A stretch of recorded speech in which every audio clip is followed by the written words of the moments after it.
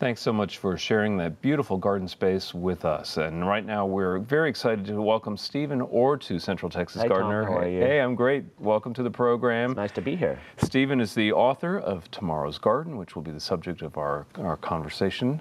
But also, he is the garden editor for Martha Stewart Living. So, That's right. busy man Yeah. with your fingers in every corner of American gardening. So you really get to see this kind of emerging American garden style, don't you? We do. I'm trying to show a nationwide approach to gardening, which is really hard, as you know, because every space is so different. Every Right. region is so different. And so that's always been a challenge. I've worked at several different magazines, and all of them have been nationwide magazines. So Right. it's hard to show. You want to show a regional approach, but also extract lessons that everyone can enjoy around the country. Right, right. Well, as I indicated, I really do believe that America is developing its own kind of garden aesthetic now. And Austin is in the leading company, really. I There are a lot I of would designers definitely here. say so, because I've traveled all over. In this at Martha Stewart Living, we basically do domestic gardens, meaning we do gardens in the U.S. Sure. But I used to be at House and Garden magazine.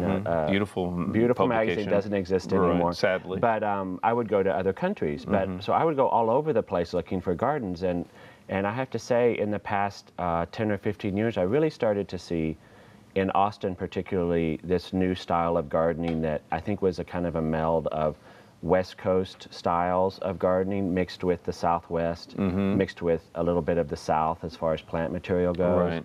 And that's one thing I like about Austin, is it is kind of a mixture of all these different, it's kind of where the South meets the West meets the Exactly. plains. Right. Well, And you get all these different influences. culturally as well as botanically. Yes, and we sit- Mexico. And right. No, let's not forget. So you get all of that exciting stuff, and so you get, I think you get a really nice melting pot of Right. styles. Now, one of the threads that unites this kind of emerging style is sustainability, right? Yes. And that's your book is really focused on. Tomorrow's Garden is really about the garden that we can have in the future, but it's not just utilitarian in that sense, because it No. really celebrates the possibilities within that framework of sustainability. It does. Tomorrow's garden to me means just looking forward instead of looking back, and not gardening on a kind of a 19th century mode or even a 20th century mode, where we're looking at a kind of a grandmother's idea of a garden. Nothing wrong with that, because Sure. many of us grew up being affected by maybe our parents, our parents or our Absolutely. grandparents' gardens.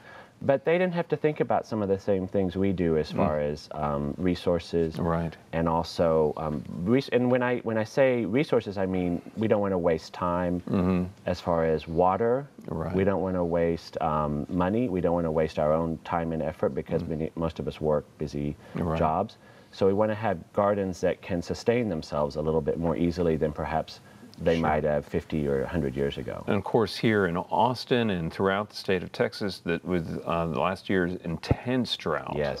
weighing on our minds as we approach summer, this is something we've got to think about. It's terrible, and I have felt, with the drought that you've been through up in the Northeast. I live in New York City, and we've had so much rain. We've had too much rain, and so whenever I would complain to my friends in Austin, where I did go to school here in Austin, I would feel so guilty, because I was complaining about too much rain and how plants were being drowned, and we were Right. having trouble with mildew and molds, and you guys were starving. So it's like I just wanted to carve a channel and send you all the We water. will gladly accept some of that. Because I felt like, it never stopped raining at some point. Right. And that's the opposite of what you had. So that just shows you that we have, in this big country, we have all of these disparate concerns that you never know Right. what's going to happen from year to year. Well, and that's a happy problem. At least it sounds like a happy problem for us right now. But let's pick out some of those different things that are kind of the cues to the sustainability you're talking about here. One of the things is about the way that we organize the garden spaces themselves. Yes. And you're a big advocate, and you have a lovely section of the book that talks about garden rooms. This makes a whole lot of sense. How does that help make a garden sustainable? I think it just makes you use the garden space. We all pay for the space, whether you rent or you buy, you're paying for that outdoor space. Right. So I think when I grew up in Texas, early in my life, I grew up in Abilene. We did garden in the back, but as I got a little older and maybe got into junior high, we didn't really go in the backyard very much at all. And that, I think that's kind of, in the old style, was kind of a Texas thing where you just kind of, there was the backyard and it had a lawn and it had a perimeter of beds, Right. and you just kind of looked at it and you didn't use it that much. That's still the norm, you know? but I think I'm trying to encourage people all over the Right. country, even if you live in an area where it's either cold in the winter or hot in the summer, to think of ways to divide the space up and have each area have a different usage, whether it's a place Right. for dinner, a place to read a book, a place to play with your kids or your dog, and have each area be really meaningful so that even in a small yard, you're dividing it up into spaces that are usable. And you're blurring that boundary line between indoors and out, Yes. and creating more living space. In effect. And architects and even landscape architects, they call that the program. So it's they think in a programmatic way about the backyard or the space. What is each area doing? You know, Right. it's not just an area that's just well. And then we have that. You know, each thing has a different area. Yeah. Well, you mentioned the lawn. Yes. And that's an issue that has been on the forefront of our minds now for the past couple of years here regionally. Yeah. In fact, on my garden radio program, #1 call in question, far exceeding anything else, is I've had it with taking care of lawn. What else can I do? Yes. And this is something you address as well. Well, I hate to tell people not to have lawns, especially in areas like up in the Northeast. We don't have to worry about water right now, but 5 or 10 years ago, I do remember a big drought that we did have there, and all the grass was dying, or going dormant. So for most of us, lawns have a kind of a historic, we kind of identify with them from childhood, or maybe we want to have a lawn, as I said, a place to play with the dog or with the Sure. kids.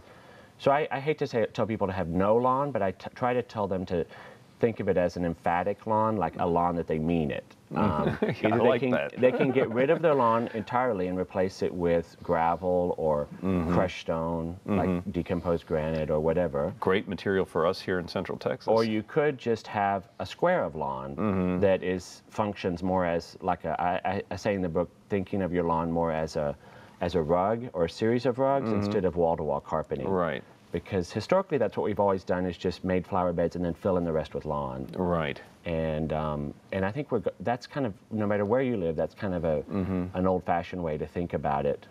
Sure. Because we don't really have a culture, we don't have an English climate that can sustain that sort of green lawn that we're trying to hang on to from the old days.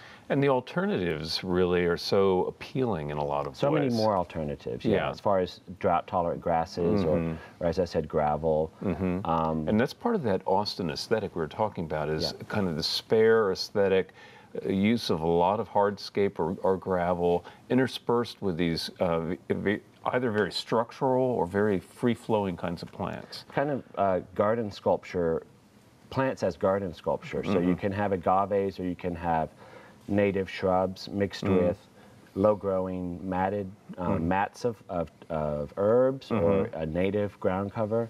And you can do so much, and it can be so distinctive looking, but at the same time, not high maintenance. Right, right. And you also include, I have to say, that on the other end of the extreme, some rather exuberant spaces that are planted to the nines, really. Yes. But that too can be sustainable if It just the plants depends are on chosen. depends on the gardener and what their emphasis is. I didn't want to, at first when I was doing the book, and I went around and took the photos myself in about 12 different locations around the country. And while I was doing that, I realized I was really focusing on one kind of look, which is kind of the look we're talking about with the spare Right. spaces and the sculptural plants. And that's what I was drawn to first. We might call it modern looking. Right. And I realized I didn't want to leave out people who like a lot of flowers. Sure. And I didn't want to leave out people who wanted a more traditional feeling. So I went back and found other things, but tried to make it clear that those spaces are for people who want to devote the effort and the resource to doing it. All right. And many people don't. Go in with your eyes open, in other Yes, words. and that's for the avid gardener. I never want to say, oh, you have to get rid of your intensive flower bed that takes a lot of manipulation and Right. time, because some people love that. That's what it's like, needlework or whatever. They love to get out there and always adjust Right. the right. plantings, and that's the kind of garden I actually like myself. Very briefly, Yeah. we're running out of time, but next project in mind? Well, I'm trying to do another book. I don't have the theme completely formed yet. Okay. But some idea of sustainability and something where people can I always want to write a book that's useful for people, Right. and not a book that's just merely decorative for the coffee table. Right, right. Well, we'll look forward to that, and Okay, thank you, Tom. congratulations on tomorrow's garden. Thank you so much for being on Central you. Texas Gardener. Coming up next, it's our friend Daphne.